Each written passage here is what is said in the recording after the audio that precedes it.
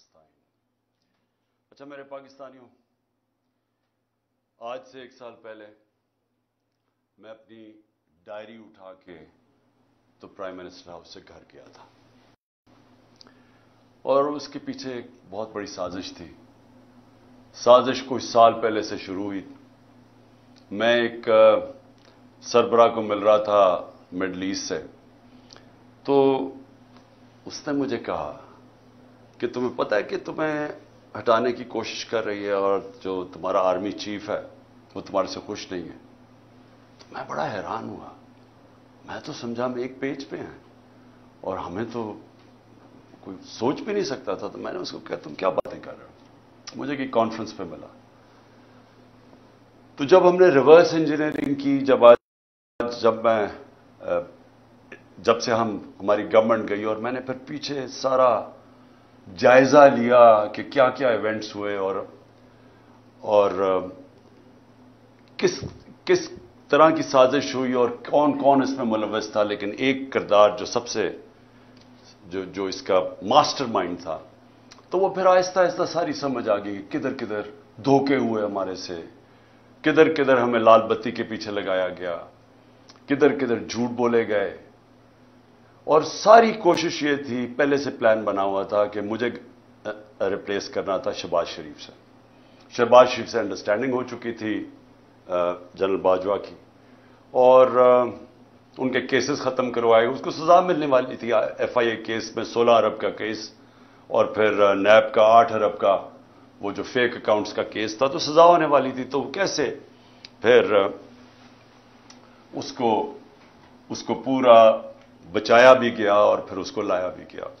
اور پھر جو ہم سمجھتے تھے کہ امریکہ سے سازش شروع ہوئی ہے، شروع وہاں سے نہیں ہوئی، شروع ادھر سے ہوئی تھی۔ انہوں نے حسین حقانی کو ہمارے گورنمنٹ نے ہائر کروایا گیا، میرے خلاف پروپیگنڈا کیا گیا، اور اس نے کہا کہ کیسے جنرل باجوہ کتنے اچھے ہیں اور پرو امریکہ ہے، اور عمران خان اینٹی امریکہ ہے، اور پھر ادھر سے وہ سائفر آیا۔ تو یہ خیر ہمیں بعد میں ساری چیزیں سامنے آ گئی۔ اب تو واضح ہے کہ یہ پہلے سے سازش تھی، اور اس کے اندر پھر باقی سارے ملتے گئے، یہ سارے پی ڈی ایم کے لوگ یہ سب شامل تھے بعد میں۔ آج کا ہمارا ایک ہم نے وائٹ پیپر نکالا ہے، اس کا مقصد صرف یہ ہے بتانے کے لیے کہ 1 سال میں ہوا کیا پاکستان سے، پاکستان 1 سال پہلے کھڑا کدھر تھا اور آج کدھر پہنچ گیا۔ تو میں یہ چاہتا تھا کہ آج اپنی قوم کے سامنے موٹی موٹی چیزیں رکھوں کہ ایک بند کمرے میں تھوڑے سے لوگوں نے مل کے فیصلہ کر کے آج جدھر پاکستان کو پہنچا دیا ہے، تو قوم کو کم از کم پتہ چلے کہ قوم سے ہوا کیا ہے۔ سب سے پہلے جیسی اور پاکستان کھڑا کدھر، سال پہلے کدھر کھڑا تھا؟ ایک تو اکنامک سروے میں آپ ساری چیزیں دیکھ سکتے ہیں، جو پاکستان کی جو ہر سال معیشت کے اوپر جو ایک سروے چھپتی ہے، اس میں یہ سب چیزیں آ جائیں گی۔ لیکن جو موٹی موٹی چیزیں یہ ہیں کہ ایک اکانومی جو بینکرپٹ تھی 2018 میں، سب سے بڑا بیرونی خسارہ تھا کرنٹ اکاؤنٹ ڈیفیسٹ تقریباً 20 ارب ڈالر کا۔ یہ پاکستان کی تاریخ کا ہمیں سب سے بڑا خسارہ ملا، اور ریزروز تھے کوئی 8 ارب ڈالر کے رہ گئے، تو روپے پہ پریشر تھا۔ اس مشکل وقت میں گورنمنٹ ملی، پہلے سال سٹیبلائز کی، دوسرے 2 سال کرونا سے ہمیں ڈیل کرنا پڑا۔ اب کرونا یہ یاد رکھیں کہ دنیا میں جو اس نے تباہی مچائی ہے، دنیا کی اکانومیز میں تباہی مچائی ہے، یہ کبھی سب کے سامنے ہے۔ یہ آپ بڑے آرام سے دیکھ سکتے ہیں کہ منفی میں چلی گئی گروتھ ریٹ، ہندوستان 7% پہ آگے بڑھ رہا تھا، وہ منفی میں چلا گیا۔ تو پاکستان نے جس طرح کرونا کا مقابلہ کیا، دنیا نے اکنالج کیا، دنیا کے world economic forum, economist magazine, ہر فورم کے اندر ورلڈ ہیلتھ آرگنائزیشن نے اکنالج کیا کہ پاکستان ان چند ملکوں میں تھا، ٹاپ 3 ملکوں میں، جنہوں نے سب سے بہتر طریقے سے اتنا بڑا ایک کرائسس تھا اس کو سنبھالا۔ میں یہ صرف سوچ رہا ہوں کہ جو ان کی 1 سال کی کارکردگی ہے، اگر یہ خدا نہ خواستہ ہوتے تب तो इन्होंने क्या करना था? इन्होंने जो मुल्क से अभी किया है, सोचें, अभी तो क्राइसिस तो उनको मिला ही नहीं है। क्राइसिस तो सारे हमें मिले थे, क्योंकि कोरोना का क्राइसिस हमने डील किया। इन्होंने जो बैंकरप्ट करके गए, वो हमने इकोनॉमी खड़ी की। तो अगर ये वहां होते तो इन्होंने सबसे पहले तो लॉकडाउन लगा देना था। इनकी स्टेटमेंट्स आके बंद कर दो पाकिस्तान को। तो अगर वो बंद कर देते, आगे मुश्किल हालात थे, तो यहां तो लोगों ने भूखे मर जाना था। तो हमने जो स्मार्ट लॉकडाउन, उनकी तनकीद भी सुनी, तो शुक्र करें कि ये अल्लाह ने इनको तब वहां नहीं रखा हुआ था। उसके बाद आखिरी 2 साल 5.7% पे हमारी इकॉनमी ऊपर गई और 6% पे ऊपर गई। और ये याद रखें कि 17 साल में बेहतरीन पाकिस्तान की इकोनॉमिक परफॉर्मेंस थी। हमें प्रॉब्लम्स आ रहे थे। प्रॉब्लम्स क्या था कि दुनिया में कोरोना की सप्लाई साइड की रुकावट की वजह से जो ऊपर गई, वो जिसको कहते हैं कमोडिटी सुपर साइकिल, एनर्जी की कीमतें ऊपर चली गई, गैस की, सबसे ज्यादा तेल की, कोयले की, सब ऊपर चली गई। और उसकी वजह से सारी दुनिया के अंदर महंगाई आई। तो हम भी महंगाई से डील कर रहे थे। हमें मुसलसल इन्होंने कहा कि महंगाई में मुल्क तबाह हो गया। लेकिन याद रखें कि सबसे बड़ा जो चीज महंगाई करती है वो तेल है। तो हमारे जमाने में आखिरी साल में $110 से $115 पे तेल चला गया था। इनके दौर में अभी $65 था, और अब कभी $70 होता है, $80 पे सुना अभी गया हुआ है। तो फर्क देखें कि तेल का तब कितना महंगा था, अब कितना महंगा। तो इनका तो कोई इतना बड़ा क्राइसिस नहीं था। हमने सबसे ज्यादा क्राइसिस डील किए। और उसके बावजूद जब हमारी ग्रोथ रेट थी 5.7 और 6%, ये 17 साल में पाकिस्तान की बेहतरीन ग्रोथ रेट थी। और याद रखें, उससे पहले जो थी, अमेरिकन डॉलर आ रहे थे वॉर ऑन टेरर में। उससे पहले जनरल जियाउल हक के, तब फिर डॉलर्स आ रहे थे अफगान जहाद में। उससे पहले अयूब खान की सीटों सेंटों में फिर अमेरिकन डॉलर आ रहे थे।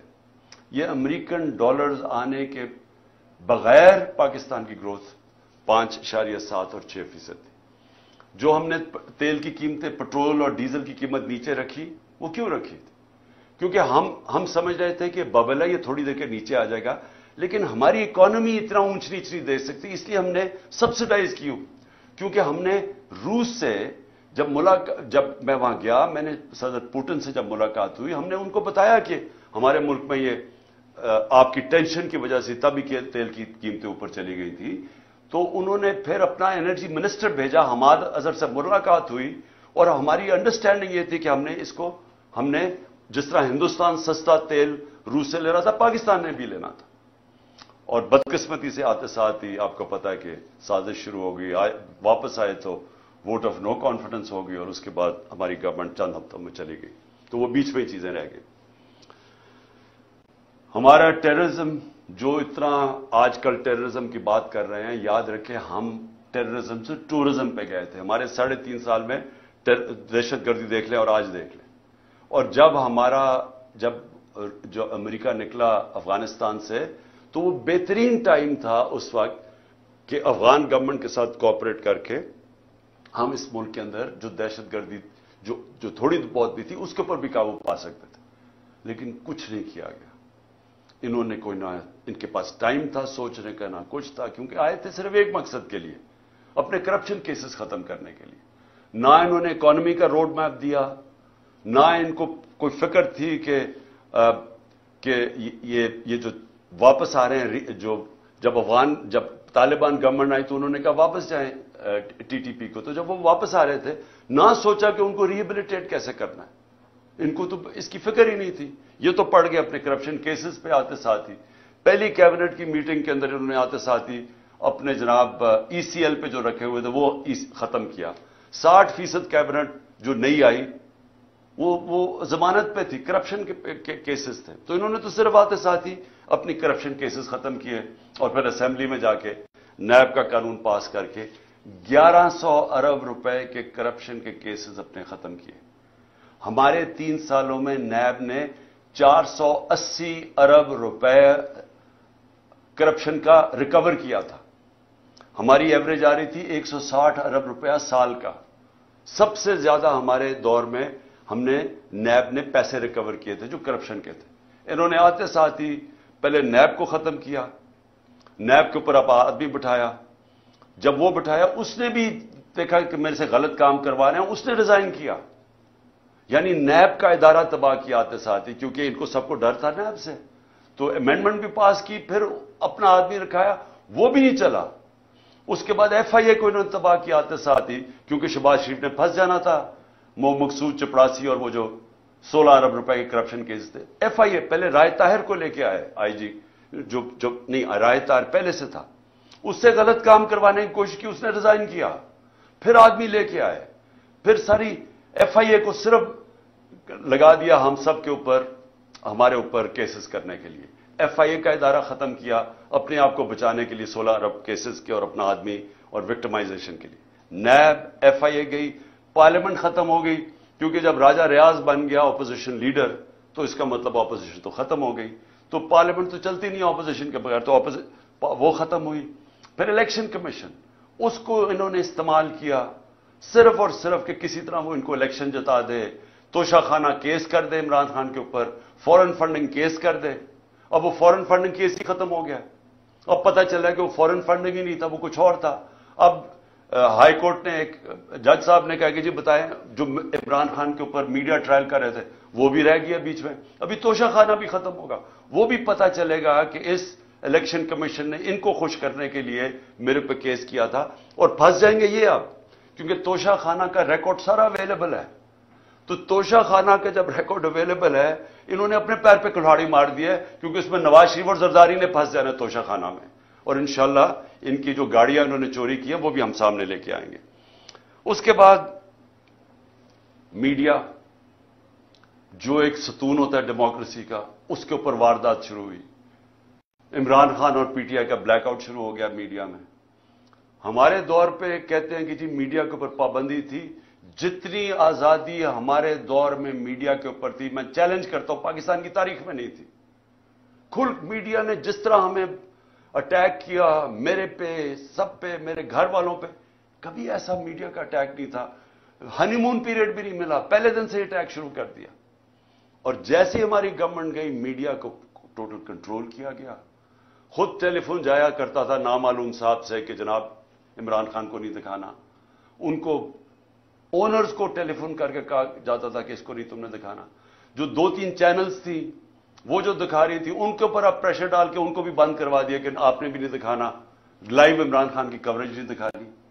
جو سب سے بڑی پارٹی پاکستان کی ہے, اس کے لیڈر کو کیسے ایک ڈیموکریسی کے اندر آپ میڈیا سے بلیک آؤٹ کروا دیتے ہیں, اس کی سپیچز نہیں دکھانے دیتے.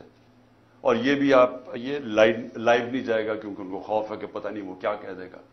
تو اتنا خوف ہے فریڈم آف سپیچ سے.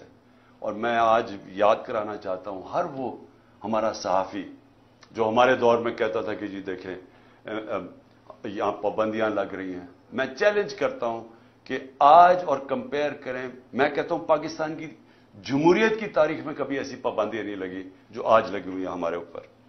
تو میڈیا انہوں نے کر دیا. پھر فنڈامنٹل رائٹس, بنیادی حقوق, 25 مئی کو سے شروع ہوتا ہے. لوگوں کے گھروں میں پولیس گھس کے, پی ٹی آئی کے ایم پیز لوگوں کے گھروں میں گھس کے, نہ چادر نہ چادر دیواری, وہاں جا کے جو انہوں نے جس طرح تشدد کیا, لوگوں کو اٹھایا. ایک 11 سال کے بچے کو لے کے جا رہے ہیں جیل میں کیونکہ باپ نہیں تھا. ایک گھر میں اٹیک کر دیا انہوں نے, وہ ایک میجر صاحب تھے, ان کو کیا پتا کون آ رہا ہے گھر میں. کوئی کسی کے گھر میں رات دروازہ توڑ کے گھستا اندر, اس نے گولی مار دی, اس نے سمجھا کوئی ڈاکو آ رہا ہے. اس کو پکڑ کے اس کے بیٹے کو انہوں نے جو تشدد کیا پولیس نے, جو بیٹے سے کیا. میں 6 مہینے کے بعد بیٹے کو ملا, اس نے کہا میں ابھی بھی میں رات کو سو نہیں سکتا, اتنا انہوں نے میرے ظلم کیا. اس کے بعد 25 مئی کو جو عورتیں بچوں کے اوپر انہوں نے, وہاں دیکھ رہے ہیں کہ فیملیز آئی ہوئی ہیں. تحریک انصاف کی کیسے یہ کہہ سکتے ہیں کہ ہم کسی بھی انتشار کے اندر ہم ملوث ہوں, کیونکہ جو پارٹی الیکشن چاہتی ہے وہ انتشار کیوں چاہے گی. ہم تو پہلے دن سے کہہ رہے ہیں کہ پاکستان کے مسئلے الیکشن میں, وہ انتشار کیوں چاہے گی. لیکن ہر جگہ ہمارے اوپر انہوں نے ہمیں कोशिश की कि किसी तरह हम रिएक्ट करें, हमारे ऊपर टेयर गैसिंग या जो भी करें ताकि ये कह सकेंगे तहरीक इंसाफ इंतशार फैला रही है, ताकि और केसेस बनाएं और किसी तरह इलेक्शन ना हो मुल्क में कि जी फिजा नहीं है, सिक्योरिटी सिचुएशन नहीं है। तो हमारे पास तब से शुरू हुआ। फिर उसके बाद हर जगह और बनते गए, केसेस बनते गए। मेरे ऊपर आज 144 केस बन चुके हैं। मेरे और अली अमीन के ऊपर, दोनों के ऊपर इन्होंने गद्दारी का केस बना दिया। मेरे ऊपर गद्दारी का केस यह है कि जनाब मैंने अपनी कई तकरीर में, और कोई एक मैजिस्ट्रेट कह रहा है कि मैं इतवार को ऑफिस था जब कोई होना नहीं चाहिए था। मैंने और मेरे स्टाफ ने देखा कि इमरान खान ने कोई ऐसी तौहीन कर दी है इदारे की, क्योंकि मैंने डर्टी हैरी का है और मैंने साइकोपैथ का है। इसके ऊपर मेरे ऊपर गद्दारी का पर्चा कर दिया। मैं आज जो ये कर रहे हैं, मैं उनसे सवाल पूछता हूं कि आपको पता है कि आप पाकिस्तान को कितना नुकसान पहुंचा रहे हैं इन चीजों से?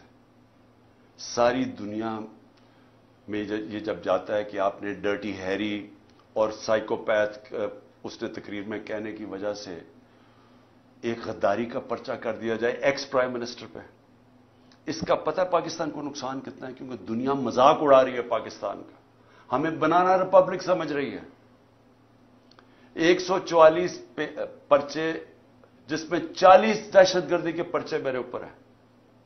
ये सारी दुनिया, अब बाहर की चैनल्स सारी इंटरेस्ट है, ये सारी चीजों की रिपोर्टिंग होती है। तो किसका आज पाकिस्तान का क्या इमेज बाहर जा रहा है कि पाकिस्तान के अंदर बनाना रिपब्लिक है, या कोई कानून ही नहीं है, कोई बुनियादी हुकूक की हिफाजत ही नहीं है, जमहूरियत ही नहीं है। और सारे हमारे एक वक्त पे 3100 हमारे कारकुनों को पकड़ के जेलों में डाल दिया। एक तरफ इलेक्शन अनाउंस हुआ, एक तरफ वर्कर्स को पकड़ के जेलों में डाल रहे हैं। उसके बाद सोशल मीडिया के लोगों को उठा रहे हैं, अगवा कर रहे हैं, वो गायब हो जाते हैं। हमारा अजहर माशवानी गायब हो गया 7-8 दिनों के लिए, पता ही नहीं किधर गया। सारी फैमिली, घर वाले मेरे से पूछ रहे हैं। पूरी तरह इस मुल्क को समझना चाहिए कि जब ये मिसिंग पर्सन होता है, ये जो बलूचिस्तान में रोते हैं लोग, ये जो कराची में लोग कहते हैं कि ये उठा के लेगा किसी को, उस घर के ऊपर क्या गुजरती है जब आप किसी को उठा के अगवा कर लेते हैं। और फिर आजम स्वाति से जब उसको टॉर्चर किया जाता है, उसको कस्टोडियल, पहले तो उसको बच्चों के सामने, उसके पोते और पोतियों के सामने मारते हैं आके 3 बजे घर में घुस के, फिर उसको उठा के ले जाके नंगा करके टॉर्चर करते हैं 75 साल के आदमी को।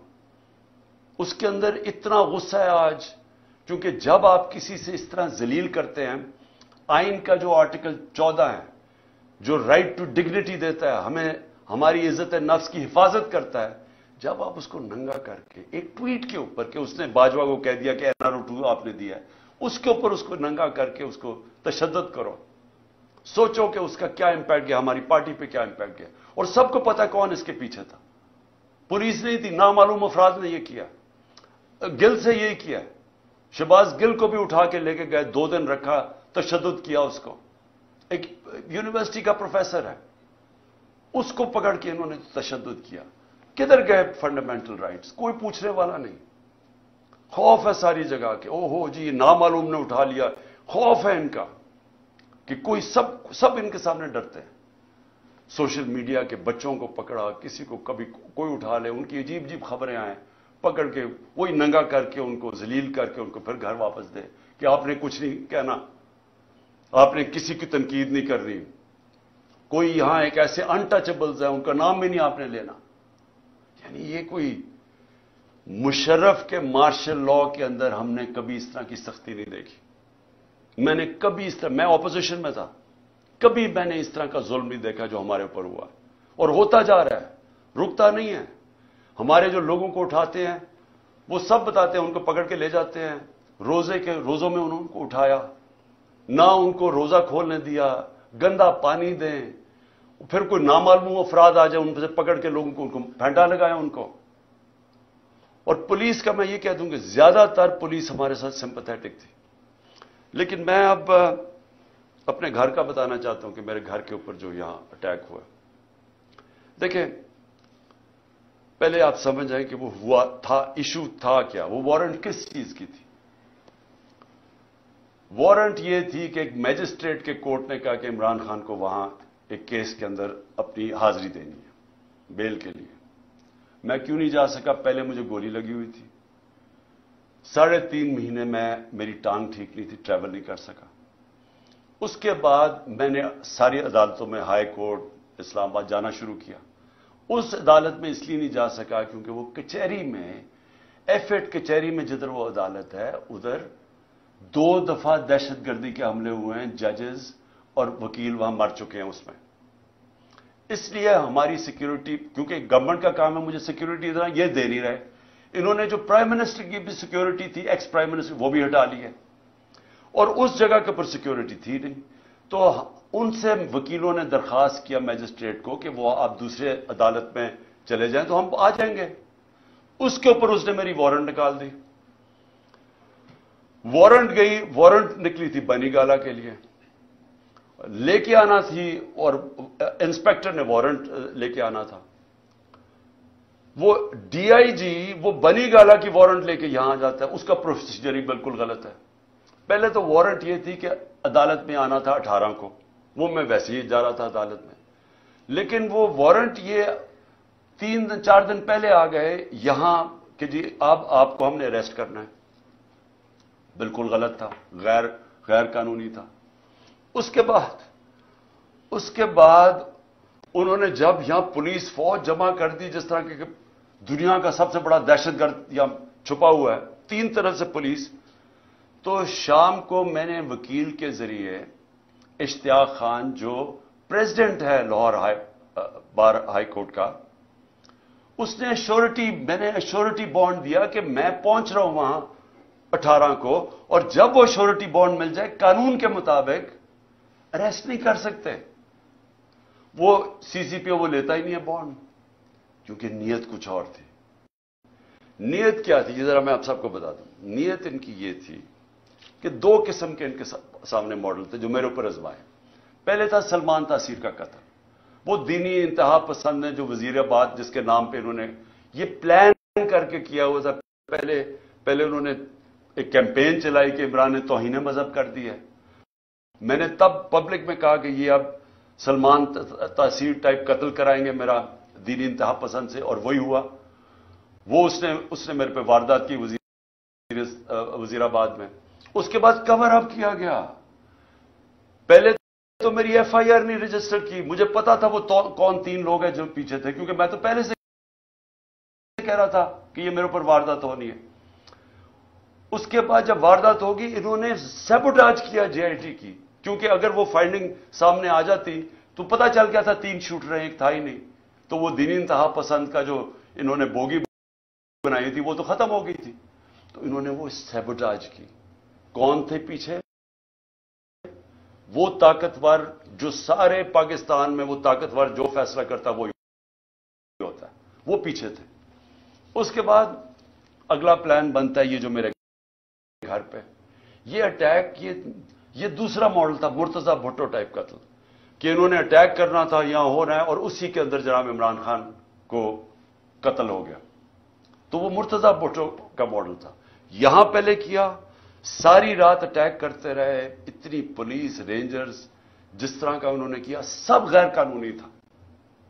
मकसद कुछ और था, मकसद या कत्ल करने का था, या फिर उठा के जेल के अंदर कोई जहर दे देनी थी, जो कि इनका वो जिस तरह 4 वो मरे हार्ट अटैक से शहबाज शरीफ के गवाही, वो दूसरा वो मॉडल था। उसके बाद मैं जाता हूं इस्लामाबाद, उधर दूसरा प्लान, फिर मुर्तजा भुट्टो प्लान बना हुआ था। अंदर पहले इन्होंने मुझे अकेला करना था, अंदर जाना था, हमारे रेंजर्स पुलिस भरे हुए थे, नामालूम अफराद। तो वो तो शुक्र है हमारे अंदर जो वकील थे उनको भी मारा, शिबली फराज को मारा वहां, और उसने जल्दी से उन्होंने आके बताया कि यहां ना हो, यहां तो ट्रैप है, डेथ ट्रैप है। वो अल्लाह ने वहां से बचाया। तो ये सारा प्लान बना हुआ था इमरान खान को रास्ते से हटाना। वो क्यों?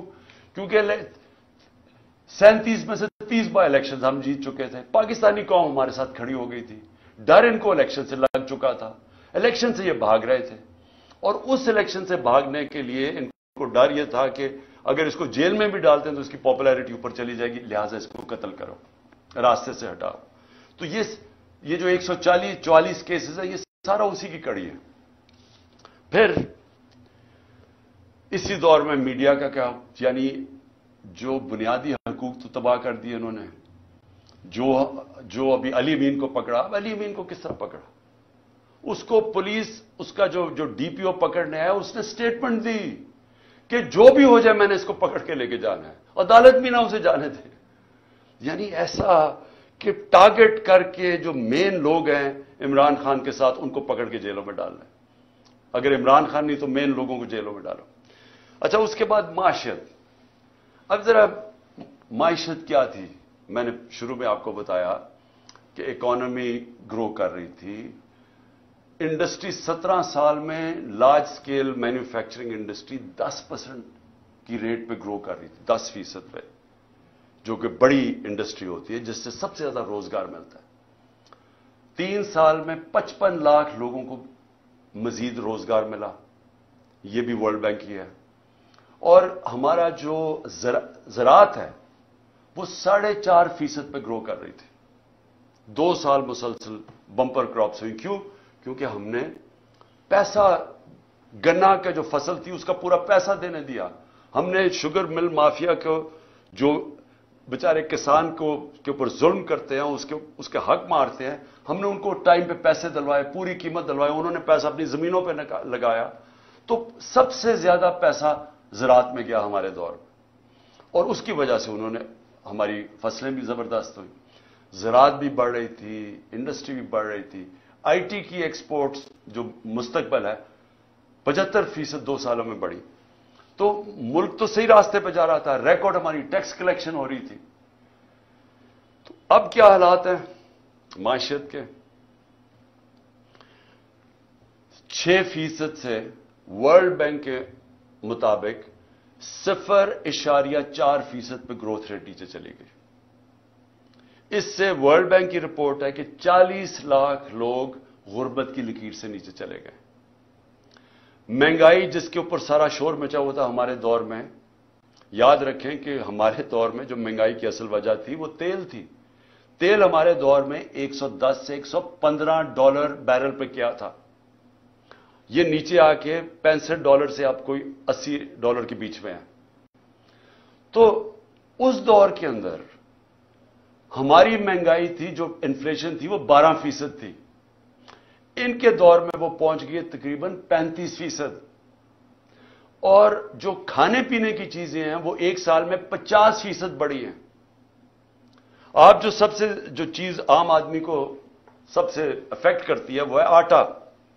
आटे का 20 किलो का बैग अगर आज आप देखें, और हमारे मुकाबले में हमारा था 1140 रुपए का, आज वो बैग पहुंच गया है 2800 रुपए का।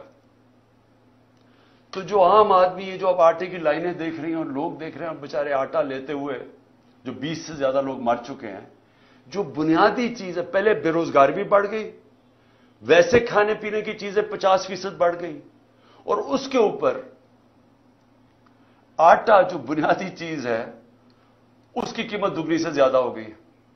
उसका मतलब यह कि लोगों के इस वक्त सबसे बुरे हालात हैं, और ये बढ़ते जा रहे हैं। महंगाई बढ़ती जा रही है क्योंकि रुक तो नहीं रही। रुपया 100 रुपए से ज्यादा डॉलर महंगा हो चुका है, रुपया 100 रुपया गिर चुका है। और फिर से मैं याद करा दूंगा, जो बाहर बैठे हुए हैं, जो लंदन में बैठे हुए हैं, जिनकी अरबों रुपए की, अरबों डॉलर्स की प्रॉपर्टीज हैं, जिनके डॉलर में पैसे हैं, उनमें इजाफा हो गया 100 रुपया। और जो पाकिस्तान के अंदर इस वक्त जो आम आदमी जिनके आपके रुपयों में पैसे हैं, वो डॉलर के मुकाबले में 100 रुपया कम हो गया।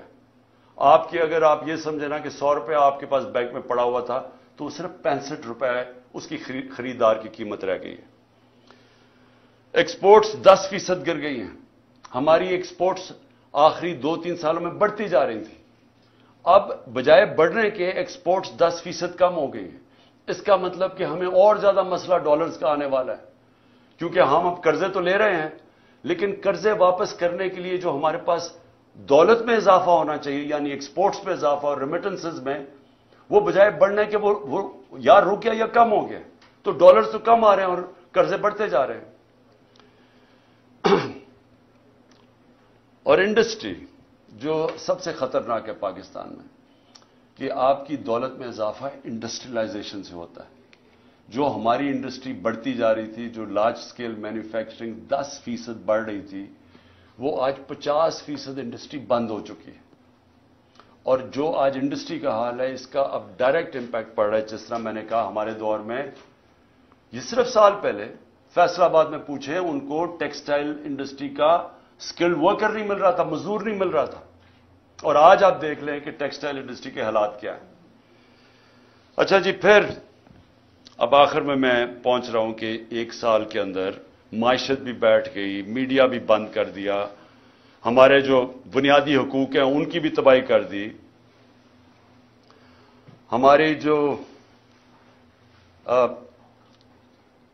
हमारी जो टेररिज्म है पाकिस्तान में, जो टूरिज्म की तरफ चले गए थे, बाहर की ब्रिटिश एयरवेज, बाहर की एयरलाइन, वर्जिन अटलांटिक एयरलाइंस आनी शुरू हो गई थी पाकिस्तान में, क्रिकेट टीम्स आनी शुरू हो गई थी, वो आज फिर दहशतगर्दी बढ़ती जा रही है। क्योंकि अमन था तो ये सब आ रहे थे, तो इनके दौर में दहशतगर्दी बढ़ती जा रही है।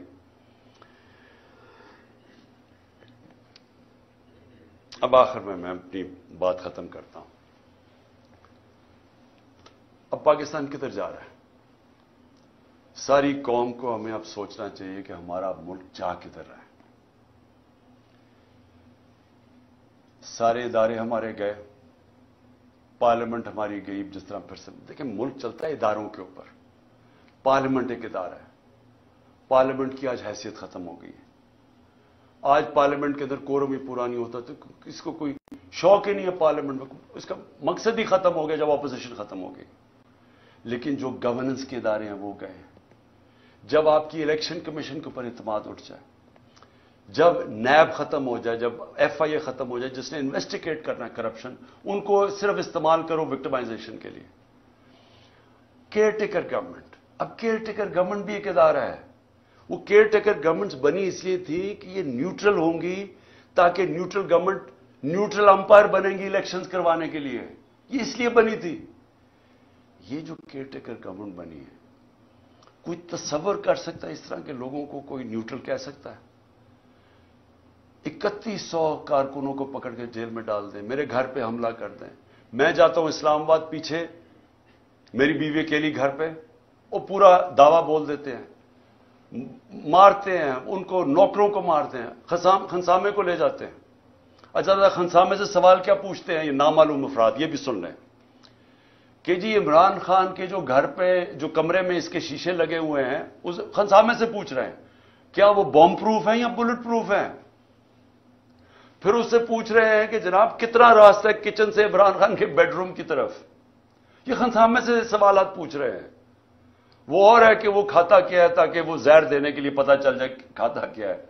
ये हमारे मुल्क के हालात हैं। वो बेचारे खनसामे को मार मार के वहां पहले ले जाते हैं, अब ये सवाल पूछ रहे हैं उससे, और उसको, उस बेचारे गरीब आदमी को फिर अपना एसेट बनाने की कोशिश कर रहे हैं कि ताकि आगे से जासूसी करें इनके। पहले भी मेरे जो इस्लामाबाद के जब मैं प्राइम मिनिस्टर था, वो दोनों मेरे जो नौकर थे, मेरे जो घर में काम करते थे, उन दोनों को पेरोल्स पे रख लिया नामालूम अफराद ने। उनसे भी ये पूछता है खाना क्या खाता है। ये सोचे ये मुल्क के हालात है कि क्या अगर मारने की आपने कोशिश करनी है तो कोई अकल से ही कर लें, किसी थोड़ी सी अकल ही इस्तेमाल कर लें।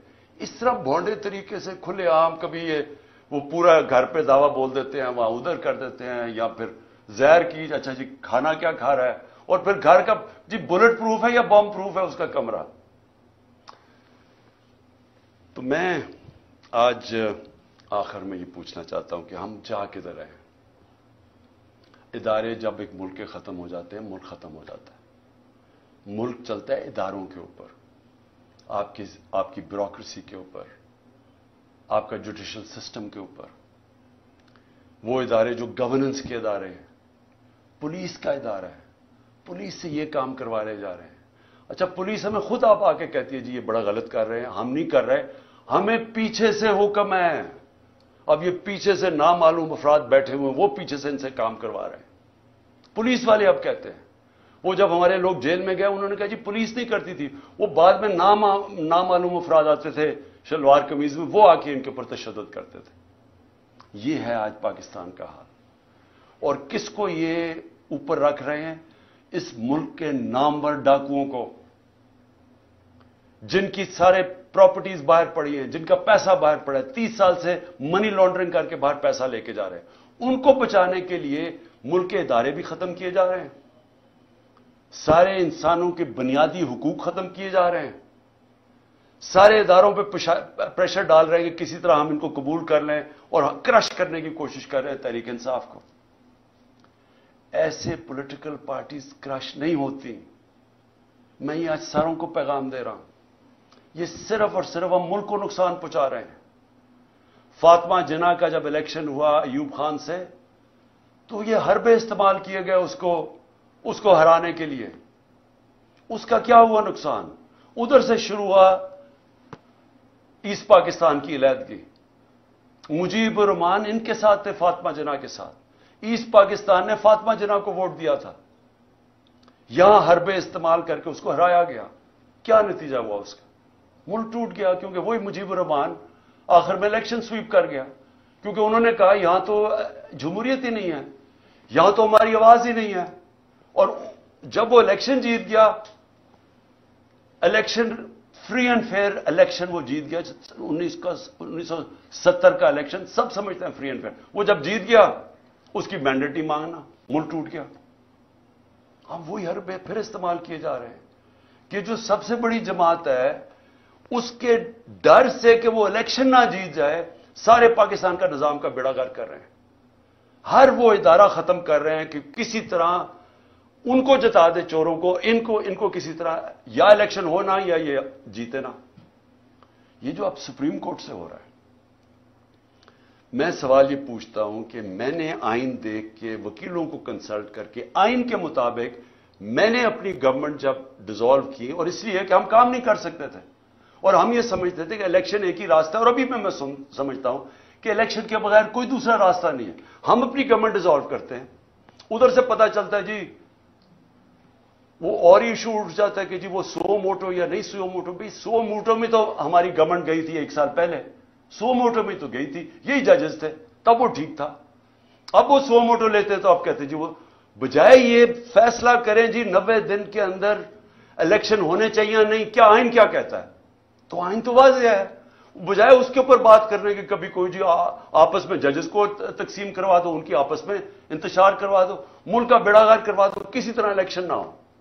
वो बाहर बैठा हुआ जो है, और ये जरदारी, मैं बताऊं इनका पाकिस्तान में इंटरेस्ट क्या? मैं फिर से पूछता हूं, छुट्टियां बाहर, जब इख्तिदार से निकलते हैं फिर बाहर भाग जाते हैं, बड़े बड़े महलों में वहां रह रहे हैं, शॉपिंग बाहर है, सर्जरीज बाहर है, सब कुछ बाहर है, बिजनेसेस बाहर हैं, इसके बच्चे 2 बाहर कहते हैं पाकिस्तान नेशनल ही नहीं है।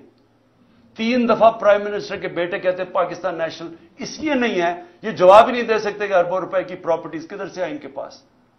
और वो बैठ के फैसले कर रहे हैं पाकिस्तान पे, और वो फैसला कर रहे हैं लंदन प्लान के तहत कि क्योंकि मैं इलेक्शन नहीं जीत सकता इसलिए इलेक्शन ना करवाओ और पीटीआई को क्रश करो। और वो कह रहे हैं कि मैं ये जो मेरी एग्रीमेंट है वो पूरी करो, और उसमें ये चल रहा है, मुल्क का बेड़ा गर्क हो रहा है, इकोनॉमी बैठ रही, कोई फिक्र नहीं है कि मुल्क की मायशत तबाह हो रही है ना। पाकिस्तान 80% पाकिस्तान का बिजनेसमैन कहता है कि हमें इस गवर्नमेंट पे इत्मीद ही नहीं है, लेकिन फिर उनको बैठाया हुआ नहीं जी, वो तो अभी अक्टूबर में नहीं आ, इलेक्शन और आगे जा रहे हैं, जब तक ये जीतेंगे नहीं, जब तक गलत फहमी है कि कहीं ये लोग थोड़ी देर के बाद शायद इनको अच्छा समझना शुरू हो जाए। वो कैसे अच्छा समझेंगे? कौन सी चीज करेंगे कि मुल्क को इस दलदल से निकालेंगे? इनके पास तो रास्ता ही कोई नहीं आप। और इनके लिए मुल्क के आइन को भी नुकसान पहुंचाने की कोशिश हो रही है, अदलिया को भी तकसीम करने की, इदारे भी खत्म, फंडामेंटल राइट्स भी खत्म, हमारे ऊपर भी 144 केसेस। और फिर से मैं कहता हूं कि मुल्क का मजाक उड़ा सारी दुनिया में पाकिस्तान। अब क्या मुझे यह बताएं, जब ये कहेंगे, गवर्नमेंट कहेगी कि हम सुप्रीम कोर्ट का फैसला नहीं मानते, तो किस इन्वेस्टर ने पाकिस्तान में आना है? जब आप ایک انویسٹر کو جب پاکستان کی جسٹس سسٹم میں اعتماد ہی نہیں ہے، وہ کون اپنا پیسہ لے کے آئے گا پاکستان میں؟ پاکستانی اپنا پیسہ باہر لے کے جا رہے ہیں، وہ جا کے باہر انویسٹ کر رہے ہیں. اور پھر جس ملک کے اندر اگر یہ چیزیں وہ سنیں کہ ایک ایکس پرائم منسٹر کو غداری میں اس لیے اس کے اوپر کیس کر دیا کیونکہ اس نے ڈرٹی ہیری اور وہ سائیکوپیتھ لکھ دیا ہے، دنیا مذاق اڑائے گی. اس کو بنانا ریپبلک کہتے ہیں. بنانا ریپبلکس میں انویسٹمنٹ نہیں آتی. بنانا ریپبلکس میں سے سارے ان کے لوگ پیسے چوری کر کے باہر بھیج دیتے ہیں، منی لانڈرنگ کرتے ہیں. وہاں ساری جگہ شریف اور زرداری بیٹھے ہوئے ہیں. اس لیے میں آج آخر میں یہ بات کہتا ہوں کہ جو ملک ہمارا 1 سال میں جہاں آج پہنچا ہے، کوئی سوال پوچھے گا اس آدمی سے جس نے کہا جی عمران خان بڑا خطرناک ہے اس لیے میں نے فیصلہ کیا، اور اس لیے اس نے فیصلہ نہیں کیا، اس نے فیصلہ اور وجوہات سے کیا تھا. وہ ایکسٹینشن اس کا بہت بڑا وجہ تھی، وہ اپنی ایکسٹینشن چاہتا تھا. شہباز شریف نے اسے شیورٹی دی ہوئی تھی. وہ اور بات ہے کہ نواز شریف اڑ گیا. پلان سارا ایکسٹینشن کا تھا. یہ سارا ڈرامہ اس کے لیے ہوا ہے، ذات کے لیے ہوا ہے. یہ ملک کو آج پہنچایا صرف اپنے ذاتی مفادات کے لیے، اور پوری سازش اس کے لیے کی گئی تھی. تو آج کوئی پوچھے گا اس کو کہ جدھر آج پاکستان ہے 9 لاکھ لوگ ہمارے پروفیشنل ملک چھوڑ کے چلے گئے ہیں یہ پچھلے چند مہینے میں. امید چلی گئی ہے پاکستان سے. شوکت خانم سے 4 ہمارے کنسلٹنٹس چھوڑ گئے ہیں. یاد رکھیں کہ جو کینسر کے ڈاکٹرز ہوتے ہیں دنیا میں ان کی ڈیمانڈ ہوتی ہے. بڑی مشکل سے ہم ان کو لے کے آتے ہیں پاکستان، کیونکہ ایک کہیں معمولی سا بھی جو آنکولوجسٹ ہوتا ہے کینسر کا ڈاکٹر، اس کی معمولی سے کہ بھی وہ تنخواہ ہوتی ہے جو ہم پاکستان میں نہیں دے سکتے. تو مشکل سے ان کو لے کے آئے. تو یہ جو حالات دیکھ کے 4 ہمارے ڈاکٹرز چھوڑ کے چلے گئے، مایوس ہو گئے ہیں. تو کیا کوئی اس کو ذمہ دار ٹھہرائے گا کہ تکبر کے اندر فرعون بنا ہوا کہ میں نے فیصلہ کیا جی ملک کی بہتری کیا ہے؟ اور اس کے لیے آج جو ہمارے حالات ہیں، کوئی اس کو کوئی ادارہ ذمہ دار ٹھہرائے گا؟ کیا یہ قانون سے اوپر ہے؟ ان کو کوئی پوچھ نہیں سکتا. حمود الرحمان رپورٹ 25 سال کے بعد جو ملک ٹوٹ گیا تھا ہندوستان میں چھپی تھی، پاکستان نہیں آئی تھی. کیونکہ وہ یہ سمجھتے ہی نہیں ہیں کہ جب تک ایک معاشرے میں تنقید نہیں ہوتی معاشرہ آگے نہیں بڑھ سکتا. جو ساری ڈکٹیٹرشپس دنیا میں فیل ہوئی ہیں ان کی سب سے بڑی وجہ ہے کہ ڈکٹیٹرشپس کے اندر تنقید نہیں ہوتی. جب تنقید نہیں ہوتی معاشرہ سکڑ جاتا ہے. یہ جو جمہوریت کی خوبی ہے یہ کہ وہ تنقید ہوتی ہے اور تنقید سے اپنی صلاحیت کرتا ہے معاشرہ. یہاں جب تک ہم یہ سمجھیں گے کہ جی وہ ایک سپر کنگ تھا، وہ جو مرضی فیصلہ کرے، ذمہ دار کسی اور کو ٹھہراؤ، اور وہ آرام سے کسی باہر والے ملک میں اچھی ہوائیں لیتا پھرے، کبھی بھی ملک آگے نہیں بڑھے گا. اور آج خاص طور پہ پاکستان کی اس برے وقت میں جو سب سے خوشائن چیز وہ یہ کہ پہلی دفعہ میں نے 1 سال میں جو چیز چینج دیکھا ہے کہ ہماری عوام جاگ گئی ہے، ایک شعور آ گیا ہے. ہمارا نوجوان سوشل میڈیا کی وجہ سے اور یہ 1 سال کی کیمپین میں وہ نوجوان ایک ایشو سمجھ گیا. بچے سمجھ گئے ایشوز، اسکول کے بچے، وہ شعور ہے جو کبھی پہلے بڑوں میں نہیں تھا. اور اس سے بھی بڑی چیز کہ ہماری خواتین گھروں کے اندر انقلاب آ گیا. میں سمجھتا ہوں کہ یہ سب سے خوشائن چیز ہے جب ایک قوم جاگ جاتی ہے اور جب اس کو سمجھ آ جاتی ہے حقیقی آزادی کیا ہے. حقیقی آزادی انصاف سے آتی ہے. جب ایک معاشرے میں آپ کے بنیادی حقوق کی حفاظت کرتا ہے آپ کے عدالتوں کا نظام، وہ لوگ آزاد ہو جاتے ہیں. وہ اس کو لیول پلینگ فیلڈ کہتے ہیں. وہ معاشری ترقی کرتے ہیں. تو اس وقت لوگ سب سمجھ بیٹھے ہیں کہ ہمیں آزادی چاہیے، ہم بنیادی حقوق چاہیے، ہمیں انصاف چاہیے. ہمیں یہ جو کلاس ہے قانون کے اوپر بیٹھی ہوئی، ہم اس کو تسلیم نہیں کرتے. یہ جو چھوٹے سے لوگ ہیں جو ملک کے فیصلے کرتے ہیں، چوری کریں تو NRO مل جاتا ہے، قانون توڑیں تو اپنی FIR، ex prime minister FIR نہیں درج کروا سکتا کیونکہ وہ خاص کوئی آدمی تھا جس نے جو مرضی کرے تو اس کو ہمارا قانون کا نظام نہیں پکڑ سکتا. یہ ہے ظلم پاکستان کا. اور یہ جب تک چینج نہیں ہوگا ملک کا کوئی مستقبل نہیں ہے.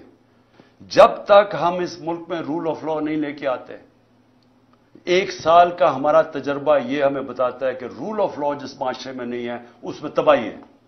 और 1 साल में जो कत्ल हुआ है वो रूल ऑफ लॉ कत्ल हुआ है। इन चोरों को ऊपर बिठाने के लिए इस मुल्क के ऊपर जो जुल्म हुआ है वो ये हुआ है कि इनके लिए एक और कानून बन गया है, इनकी सारी चोरियां माफ हो गई हैं। वो एक खातून फिरी जाती है, वो खुलेआम अदलिया को बुरा भला कह रही है, जजेस को बुरा भला कह रही है, वो कोई नहीं पकड़ सकता उसको, क्योंकि वो उसको उस कैटेगरी में रख दिया है, वो कानून से ऊपर है। वो चोरी भी करें, आज तक नहीं बता सके कि लंदन में अरबों रुपए की प्रॉपर्टीज किधर से आई हैं, वो नहीं बता रहे। वो सिर्फ ये कह रहे हैं किसी की जरूरत कैसे पड़ी कि हमें सवाल भी पूछ लिया। वो ये ऊपर ये खास लोग हैं, बाकी लोगों के पास हुकूक ही नहीं है। और जब मर्जी जेल में पकड़ो, रात को उठा लो, घरों में घुस जाओ, 3 बजे उठा लो। एक एक्स प्राइम मिनिस्टर घर 26 घंटे हमला किया गैर कानूनी तौर पे, सिर्फ उसको या उसे कत्ल करना था और या पकड़ के जेल में डालना था, और कोई कानूनी हैसियत नहीं थी उसकी। आप तमाशा देख रहे हैं, सारी दुनिया तमाशा देख रही है। तो हमारी जो जंग है हकीकी आजादी की है, और मैं समझता हूं कि क्योंकि कौम जाग चुकी है, ये जो भी करेंगे अदलिया के ऊपर हमले करेंगे, कौम अदलिया के साथ खड़ी है। पाकिस्तान की वकला कम्युनिटी को खड़ा होना पड़ेगा अदलिया के साथ, क्योंकि अगर आइन गया तो कौम खत्म। और दूसरी चीज कि ये जो कर रहे हैं हमारे, ये जो लोगों को पकड़े, अली मीन को जो पकड़ा है, जो केसेस कर रहे हैं, लोगों को जेलों में डाल रहे हैं, मैं आखिर में ये कहना चाहता हूं कि मेरी कौम तैयार हो जाए कि अगर इनका ख्याल है कि हम चुप करके एक, या तो उन्होंने इलेक्शन नहीं करवाने, तब भी हमें सड़कों पर निकलना पड़ेगा, और अगर इन्होंने, और पुरअमन तरीके से, और अगर इन्होंने इलेक्शन करवाए और ये सबको अंदर बंद कर दिया, सारों को जेलों में डाल दिया, कारकुनों को जेलों में डाल दिया, कैंडिडेट्स को हरासा किया, ताकि हमारे हाथ बांध के अगर हम इलेक्शन लड़ें, और इनका ख्याल है कि हम चुप करके बैठे रहेंगे, फिर हमें सड़कों पर निकलना पड़ेगा। और मैं अपनी कौम को यह कहना चाहता हूं, हम हर चीज के लिए तैयार होना चाहिए। और हम अगले दिनों में हम देखेंगे किस तरह जा रहा है। अगर हमने देखा कि ये इसी तरह ही या इलेक्शन से भाग रहे हैं, क्योंकि इलेक्शन से तो भाग रहे हैं, अगर इन्होंने भागने की कोशिश की अदलिया को तकसीम करके, और या फिर इन्होंने हमारे ऊपर इसी तरह के हरबे इस्तेमाल किए, हम सब सड़कों पे होंगे। पाकिस्तान जिंदाबाद।